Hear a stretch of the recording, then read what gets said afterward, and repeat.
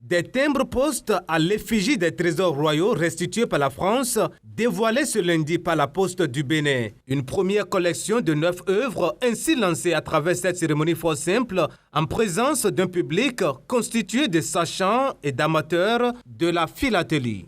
Comme vous le savez, la Poste du Bénin est un musée d'histoire qui permet de sauvegarder la mémoire de notre pays, notamment par l'émission de timbre-poste.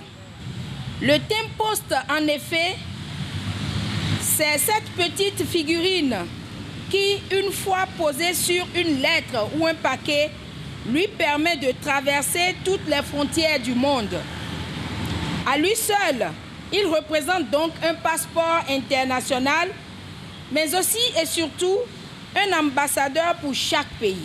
Pour ce premier lancement, nous avons juste sélectionné un échantillon de 9 œuvres que nous allons dévoiler dans quelques instants. Par la suite, nous produirons des timbres à l'effigie des 15 œuvres restantes.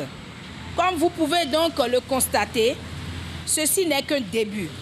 Oui, ce n'est qu'un début parce que notre pays regorge désormais d'une variété de monuments qui renforcent notre sentiment d'appartenance à une terre commune, notre identité culturelle, notre fierté nationale. Cette innovation de la Direction générale de la Poste du Bénin est vivement saluée. Je peux vous dire que déjà, de par le monde, ceux qui sont des collectionneurs d'œuvres, de timbres, attendent que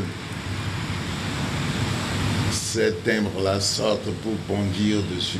Par conséquent, je tiens à féliciter réellement la directrice générale pour son sens de l'avenir. Elle et son équipe ont vu loin et vite. Le représentant du ministre de l'Économie et des Finances, dans son discours de lancement officiel, a rappelé l'événement de l'exposition diptyque des trésors royaux et les milliers de visiteurs enregistrés.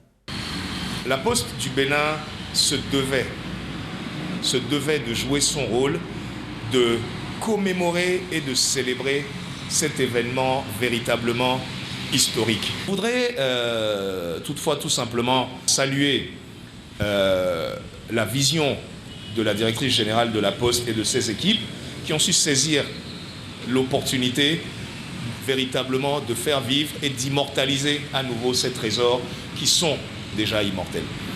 Sur ce, il ne me reste plus qu'à déclarer officiellement lancer cette première collection de timbres royaux à l'effigie de nos trésors. La directrice générale de la Poste a aussi annoncé à cette occasion un plan d'émission sur la durée de timbres postaux à l'effigie du monument des Amazones, de la statue de Bioguera et de l'obélisque dédié aux enfants du Bénin dévoués à la patrie.